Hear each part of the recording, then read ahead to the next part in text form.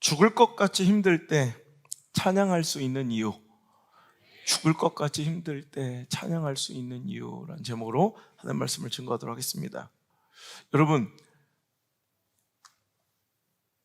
믿음이 뭔가 정의를 내리자면 많은 사람들이 믿음은 나의 적극적인 행동이라고 생각하고 주도 면밀한 나의 행위라고 생각하는데, 실은 믿음은 적극적인 행동이라기보다는 나에게 주어진 상황에 끊임없이 반응하고 합당하게 대응하는 거, 이게 신앙이더라고요. 그러니까 내가 뭔가를 주도 면밀하게, 그죠? 면밀한 주도로 막 내 삶을 막 이끌어가는 게 신앙이 아니고요. 실은 제가 목회해 보니까 내가 뭔가 막 적극적으로 뭔가 일을 해나가고 면밀하게 주도해 가는 게 아니에요. 그냥 하루하루 한 주 한 주 난 무슨 일이 일어날지도 몰라. 그런데 하나님께서 턱 던져주세요. 그 상황을. 마치 날씨를 내가 선택할 수 없잖아요. 그죠? 오늘 주일날 비가 안 왔으면 좋겠는데 비가 오잖아요. 날씨를 내가 선택할 수 없는 것처럼 내 삶의 상황과 형편, 벌어질 일들은 내가 날씨처럼 선택할 수가 없다는 거예요.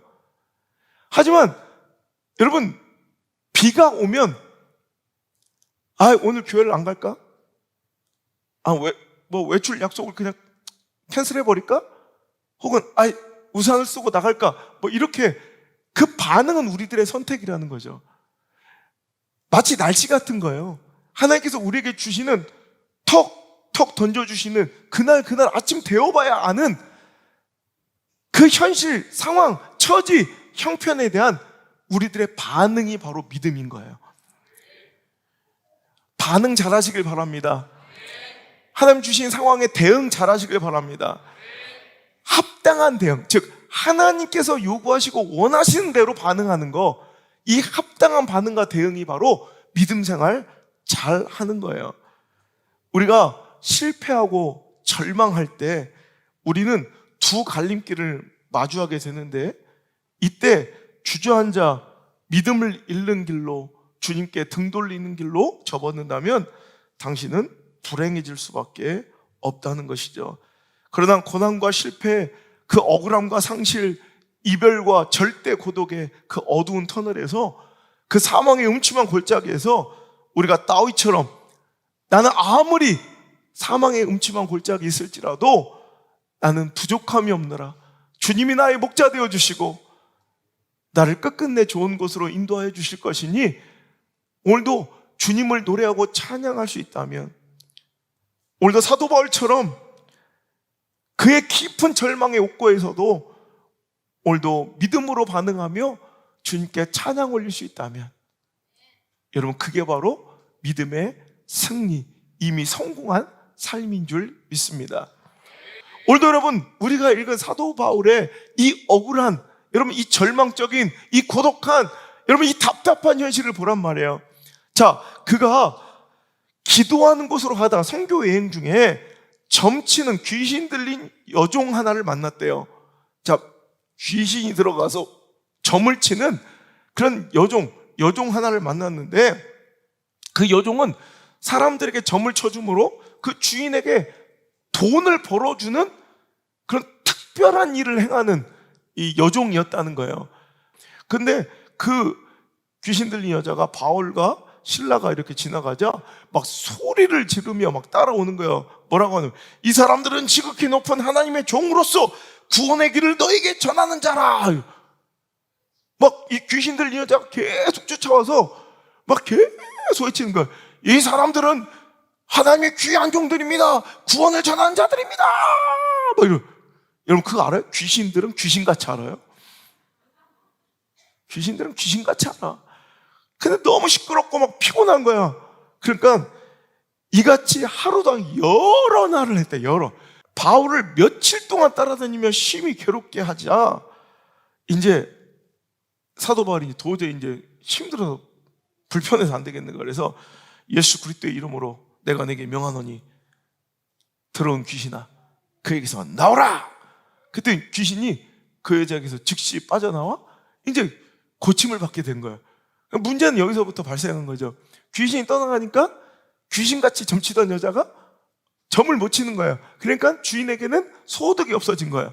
그러니까 이제 자기의 소득이 끊어진 것을 보고 이 주인들이 이 바울과 시라를 붙잡아 장터 관리도로 끌러가서 이제 사람들을 막 그냥 요동하게 만들고 그들을 막 음해해서 두드려 패가지고 감옥에 가둬버린 사건이에요.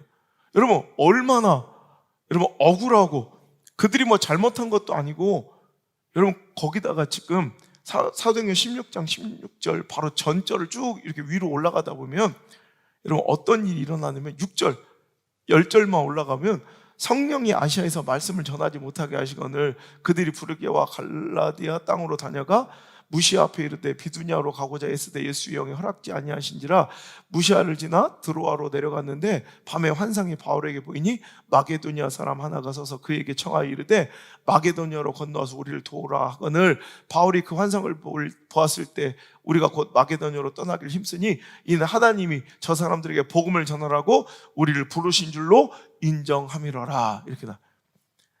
지금 그는 선교 중이에요. 그리고 성령의 이끄심대로 순종해서 아시아로 가고 싶었는데 마게도냐로 와서 이제 빌립보에 이제 복음을 전하며 그가 교회를 세워가기 시작한, 지금 뭐 나쁜 일을 했습니까? 그가 뭐 하나님의 말씀을 요나처럼 불순종하고 가지 말란 곳으로 갔습니까? 성령의 이끄심대로 그가 하나님 원하신 대로 가서 하나님 원하신 일을 하고 있는데 거기다 누가 보아도 그 사람에게 유익한 귀신을 쫓아내는 일을 해줬는데 돌아온 일은 뭐예요? 억울하고 답답하고 비참하고 처참하게 두드려 맞아 피투성이가 되어 감옥에 갇혀 모든 것을 묶여 완전히 결박당하는 죄수의 신분이 된 거예요. 억울하지 않았겠습니까? 하나님께 원망스러웠지 않았겠습니까? 이 현실이 너무너무 무고하고 답답하고 억울했지 않겠습니까? 정말 분노와 혈기가 끓어오르지 않겠습니까? 여러분, 그런데도 불구하고 이 사도 바울의 신라의 반응을 보라는 거예요. 25절 함께 읽겠습니다. 시작. 한밤중에 바울과 신라가 기도하고 하나님을 찬송하며 죄수들이 듣더라. 아멘. 여러분, 깊은 옥에 갇히고 그 발엔 착고가 여러분 발의 노예처럼 여러분 죄수처럼 중한 죄수처럼 착고가 채워진 거예요. 그런 상황에서 그들은 불평하였더라, 원망하였더라, 사람들에게 나는 죄가 없다고 호소하며 항변하였더라. 이것이 마땅한 반응 같은데 그들은 한밤중에 그 감옥 한복판에서 그 억울함 한복판에서 절망의 한복판에서 그들은 뭐 했더라? 기도하며 찬양했대요. 할렐루야. 여러분, 이거 기적 같은 일 아닙니까? 여러분, 그러자 어떤 일이 벌어졌어요? 이에 갑자기 큰 지진이 나서 옥토가 움직이고 문이 곧 다 열리며 모든 사람이 매인 것이 다 벗어진지라. 할렐루야. 여러분, 찬양의 능력이에요. 고난과 절망 중에서도 오늘 우리가 이렇게 찬양하고 하나님 신뢰함을 잃어버리지 않고 기도하면 우리의 묶인 것이 풀어집니다. 여러분, 우리의 매인 것이 자유합니다. 우리의 연약함이 고쳐집니다. 우리의 억울함이 풀려집니다. 여러분, 우리의 상황이 역전됩니다. 여러분, 우리는 그래서 절망 중에 여러분 하나님께서 기뻐하신 대로 사도 바울처럼 우리는 찬양으로 반응할 수 있어야 되는데 이 반응이 바로 믿음인데 원래 하나님께서 바라시는 모습인데 그렇다면 우리가 어떻게 이런 절망의 한복판에서 찬양하고 기뻐할 수 있을까요? 여러분, 우리가 너무나도 잘 알고 듣는 바와 같이 고난을 통해 하나님의 일하심, 고난 중에서도 일하시는 주님을 신뢰하기 때문에 우리는 이 고난 중에서도 이 환난 중에서도 이 사망의 음침한 골짜기 한복판에서도 여호와 하나님이 나의 목자 되시고 지금도 나를 위해 일하고 계심을 믿고 나를 인도하고 계심을 믿고 나를 이끌고 계심을 믿고 손 놓아버리고 나를 잃어버리고 포기한 것이 아니라 오늘도 나를 위해 일하심을 믿기 때문에, 그 일하심의 선한 결과를 믿기 때문에, 합력하여 이루실 선을 믿기 때문에 우리는 신라처럼 바울처럼 오늘도 우리는 찬양할 수 있다는 거예요. 여러분, 고난은 하나님의 임재가 일어나는 시간이에요. 고난은 하나님이 개입하는 시간이에요. 하나님의 일하심을 내가 체험하고 누릴 수 있는 절호의 기회가 바로 고난의 시간이기에 우리는 고난 중에도 사도 바울처럼 노래하고 기뻐하며 찬양할 수 있다는 거죠. 여러분, 고난의 유익에 대해서는 더 이상 설교가 필요 없을 정도로 우리가 너무나도 많이 듣고 잘 이해하고 있습니다. 하지만 정작 자신의 일로 고난과 환난, 황당하고 당황스러운 억울함이 닥쳤을 때 우리는 요셉처럼, 다윗처럼, 사도 바울처럼 그렇게 잘 대응하고 반응할 수 있는가? 이게 문제인 거예요. 여러분, 당황, 황당, 너무 얘기할 때는 막 웃고 그냥 재밌는 거지만 이게 나의 이야기가 되면 절망이 되는 거예요. 오늘 여러분, 고난은요, 여러분, 우리에게 절망과 황당함과 당함을 줘요. 그때 하나님은 우리에게, 그래서 우리가 절망하고 낙심하고 포기하고 자살하고 끝내버리고 다 내려놓고 하나님 등 돌리고 세상으로 나가고 이런 걸 원하지 않고 그 고난 중에도 인내하며 기뻐하기를 원하시고 찬양하며 하나님께서 그 뜻과 계획을 이루실 때까지 기도하며 인내하길 원하신다는 거예요. 그런데 우리가 오늘 남의 얘기는 그냥 글로서 지식으로 들을 때는 잘 알아요. 고난 중에도 기도해야 되죠. 환난 중에도 찬양해야 되죠. 절망 속에도 포기하면 안 되죠. 우리가 지식으로는 잘 알아요. 그런데 뭐가 문제냐면 내 삶 속 이것이 나의 이야기가 됐을 때 내가 그렇게 반응하지 못한다는 거예요. 믿음은 전쟁이에요. 믿음은 영적 전쟁이에요. 여러분, 믿음은 전쟁처럼 지식이 아니라 실전인 거예요. 결국 실전에서 그대로 실행되고 이겨야 의미와 가치가 있는 거지 그 나머지 것들은 다 무의미한 거예요. 전쟁에서 져버리면 모든 훈련을 내가 몇 시간을 했던 기술력이 얼마나 뛰어나도 상관없어요. 다 무의미, 무가치. 우리 믿음도 마찬가지예요. 전쟁이에요, 전쟁. 이겨야 의미 있고 이겨야 가치 있고 실전에서도 우리의 믿음과 이 예배와 말씀과 내가 들었던 그 모든 쌓였던 은혜들이 적용되고 실제에서 활용돼야 그게 진짜예요. 그게 의미 있고 가치 있는 거죠. 근데 여러분, 훈련만 드립다만 이렇게 예배만 모여서 하는데 삶의 실전에서 맨날 패하고 있어. 맨날 마귀의 놀이길거리가 되고 있어. 이건 의미 없고 가치 없는 거예요. 여러분, 영적 전쟁에서 승리할지어다. 영적 전쟁에서 승리할지어다. 여러분, 계속 우리는 실전처럼 오늘도 나의 삶, 현실에서 오늘도 하나님 기뻐하지 합당한 반응과 합당한 대응들을 계속 내어놓을 수 있어야 된다는 거예요. 여러분, 또한 고난이 가장 귀한 역할 중 하나가, 고난은 여러분 비로소 그때 우리가 하찮게 여기고 우리가 별로 귀하게 여기지 못했던 하나님의 말씀이 권위를 얻고 복음이 권위를 얻는 시간이 바로 이 고난의 시간이에요. 오늘 여러분, 그들이 그 절망 중에서도 하나님의 선하심과 의로우심을 믿고 찬양할 때 어떤 일이 벌어졌어요? 그때 큰 지진이 나서 옥토가 움직이고 문이 곧 다 열리며 모든 사람의 메인 것이 다 벗어지는 놀라운 역사가 일어났어요. 그러니까 문제가 이렇게 해결된 것으로 끝나지 않고 그 뒤에 어떤 일이 일어나요? 27절부터 한번 읽어볼게요. 시작. 간수가 자다가 깨어 옥문들이 열리는 것을 보고 죄수들이 도망한 줄을 생각하고 칼을 빼어 자결을 하려 하거늘 바울이 크게 소리질러 이르되 내 몸을 상하지 말라, 우리가 다 여기 있노라 하니 간수가 등불을 달라고 하며 뛰어들어가 무서워 떨며 바울과 신라 앞에 엎드리고 그들을 데리고 나가 이르되 선생들이여 내가 어떻게 하여 구원을 받으리까 하거늘 이르되 주 예수를 믿으라, 그리하면 너와 내 집이 구원을 받으리라 하고 주의 말씀을 그 사람과 그 집에 있는 모든 사람에게 전하더라. 그 밤 그 시각에 간수가 그들을 데려다가 그 맞은 자리를 씻어주고 자기와 온 가족이 다 세례를 받은 후 그들을 데리고 자기 집에 올라가서 음식을 차려주고 그와 온 집안에 하나님을 믿음으로 크게 기뻐하니라. 아멘. 우리의 절망과 우리의 시련과 우리의 고난은, 황당하고 당황스럽고 억울하고 답답한 그 시간은, 자, 시간이 지나면 나 한 사람의 문제가 풀려지고 역전되는 것으로 그치지 않고 물론 나의 고난이 재료가 되어 오늘도 여러분 수많은 영혼을 살리는 놀라운 복음의 통로로, 하나님의 살아계시면 간증의 도구로 사용될 수도 있더라는 거예요. 여러분, 이런 일들이 얼마나 많은지 몰라요. 여러분, 사도 바울은 죄수의 신분으로, 또 지금도 죄수였잖아. 죄수의 신분으로 옥 안에서 그 간수들이 그를 허접하고 싸구려로 보고 그를 막 죄수 취급하고 막 다루다가 고난이 터지자 갑자기 이들의 이제 대우가 달라지죠. 사도 바울에게 선생님이여 이래. 이제 선생님이여, 내가 어떻게 하면 구원을 얻겠나이까? 주 예수 그리스도를 믿으라. 그럼 너와 내 집이 구원을 얻을 것이다. 오늘도 여러분, 그들이 전하는 복음이, 말씀이 권위를 얻게 되고 존중받게 되고 오히려 그 복음이 전달되는 통로로 사용되게 되고, 오히려 그들의 고난이 아니었으면 이 간수와 또 이 가족들과 그 집안에 있는 모든 사람들이 예수를 믿고 하나님을 믿고 크게 기뻐하는 영적인 이 잔치가 벌어질 수가 없었더란 말이죠.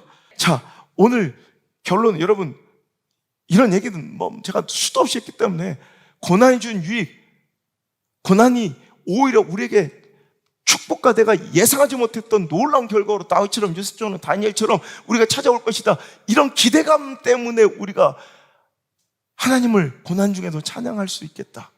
물론 그것도 맞습니다만 저는 그런 거 다 치우고 그냥 하나님 때문에, 그런 거 다 필요 없고 그냥 예수님 때문에, 지금까지 나에게 베풀어 주셨던 그 사랑 때문에, 그 은혜 때문에 저는 아무리 큰 고통과 아픔과 억울함과 서러움이 있어도 그냥 기뻐할 수 있겠더라고요. 찬양할 수 있겠더라고요. 실은 고통만 보면 아팠죠. 절망만 보면 아프죠. 시험만 보면 아프죠. 오늘 닥친 현실과 문제만 보면 아프죠. 근데 그때도 그것만 딱 생각하는 순간 모든 문제가 다 풀려버려요. 그냥 찬양이 나오는 거예요. 감사가 나오는 거예요. 그 찬양과 감사 때문에 오히려 하나님께서는 더 복을 주시는 거예요.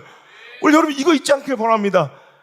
앞으로 되어질 어떤 일을 기대하고 설레어서가 아니라 그냥 지금까지 부어주신 은혜만으로도, 나를 사랑하신 그 주님 때문만이라도, 예수 그리스도의 그 보혈의 십자가의 은혜만으로도 어떤 시련이 와도, 어떤 고난이 왔어도, 어떤 아픔이 있고 어떤 억울함이 답답함이 당신에게 있는지 모르겠지만 그래도 기뻐할 수 있습니다. 우리는 충분히 당연히 그래야 하는 사람들이라는 거예요. 여러분, 오늘 이 말씀 같은 삶을 살았던 여러분 한 사람 이야기가 있어요. 오늘 이 말씀을 전해드리고 말씀을 맺을게요. 이런 분이 계시더라고요. 딱 오늘 이 말씀 두 가지를 딱 충족시키는. 영화 더 테너라는 영화 보셨어요? 유지태가 주인공으로 연기했던 더 테너라는 영화의 실제 주인공이 테너 배재철 씨인데요, 이분은 집사님입니다. 동양인에게는 좀처럼 주어지지 않은 독일 자르브리켄 극장과 전속 계약을 맺으며 이제 테너로서의 인생의 전성기를 맞이했던 2005년, 느닷없이 그에게 청천벽력과 같은 소식이 전해집니다. 암이 걸렸는데 하필 갑상선 암인 거예요. 그가 수술대에 누웠습니다. 어쩔 수 없이. 근데 더 참혹한 건 갑상선 암을 수술하던 의사의 실수로 성대에 이 신경을 잘못 건드려 이 성대가 마비되어 버렸어요. 그러니까 가수로서는 사형선고예요. 성대가 마비되어 노래를 할 수 없는 거예요. 자기하고 절망할 때, 그때 하나님은 그를 성대 재생의 최고 권위자로 알려져 있는 일본의 한 의사에게 그를 붙이셨고, 수술 중에 그때 처음으로 그가 이제 센세이션을 일으키며 시도했던 수술법이 뭐냐면, 전신 마취를 시키지 않고 이렇게 국소 마취를 시킨 다음에 수술 진행 과정에 그 노래를 부르게 하는 거야. 그냥 노래를 계속 부르면서 거기에 맞춰 뭔가 피아노 조율을 하듯 성대를 고쳐가는. 그때 그가 불렀던 노래가 수술대에서 갑자기 생각나는 노래가 이거든. 주 하나님 지으신 모든 세계. 그 찬양을 불러가는데 눈물은 하염없이 흘렀고요. 그때 그는 하나님을 다시 만나고 회복한 거예요. 여러분, 최선을 다해 수술했지만 결과는 두 성대의 울림의 떨림으로, 양쪽 두 성대가 있는데 성대의 떨림으로 음을 내야 되는데 안타깝게도 한쪽 성대는 회복하지 못한 채 마비가 되고 왼쪽 성대 하나로만 떨림으로 소리를 내야 되는, 그러니까 반쪽짜리 가수가 된 거예요. 그래도 그는 이전에 사람들이 칭송했던 천상의 목소리는 나올 수 없지만 그는 처음으로 그가 회복되어 반쪽 성대로 노래를 부른 것이 일본 선교의 가장 큰 행사인 러브 소나타 재팬 일본 선교대회에서 5,000명, 6,000명 앞에서 그가 찬양을 하면서 뭐라고 얘기했냐면, 제 목소리가 아니라 이제 하나님만 들으세요. 그러면서 반쪽짜리 성대로 하나님을 찬양하기 시작합니다. 비록 100년에 한 번 나올까 말까 한 위대한 목소리, 그 천상의 목소리는 아니었어도 그는 그 반쪽짜리 떨리는 목소리에 하늘의 이야기, 복음을 담아 하나님을 전하는 하늘 목소리가 된 거예요. 근데 제가 이 말씀을 드리는 가장 중요한, 제가 이 간증을 듣고 펑펑 울었어요. 그가 인터뷰 중에 갑자기 이런 얘기를 하대요. 다시 과거로 돌아갈 수 있다면, 그러니까 이 성대를 잃기 전에 다시 과거로 돌아갈 수 있다면 난 어떻게 할 것인가? 자기는 다시 과거로 돌아가서 선택할 수 있더라도 자신은 목소리를 버리고 오늘처럼 하나님을 선택하겠다.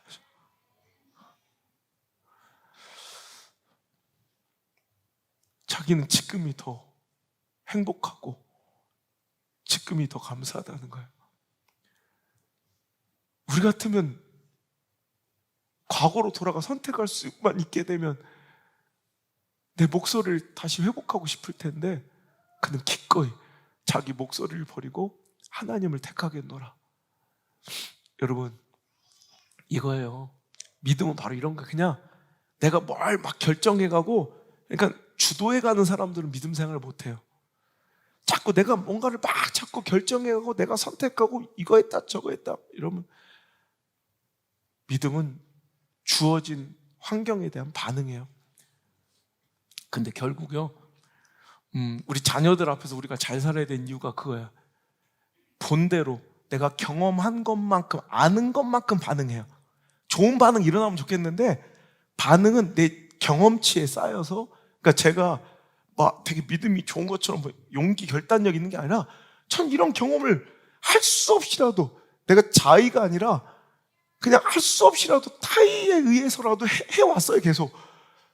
여러분들은 그냥 선택할 수 있잖아요. 그냥 아니면 막 나가버리고 막 그냥 뭐 편하잖아요, 신앙생활. 근데 저는 타의로 그냥 어쩔 수 없이라도 그런 경험을 계속 해야 됐어요.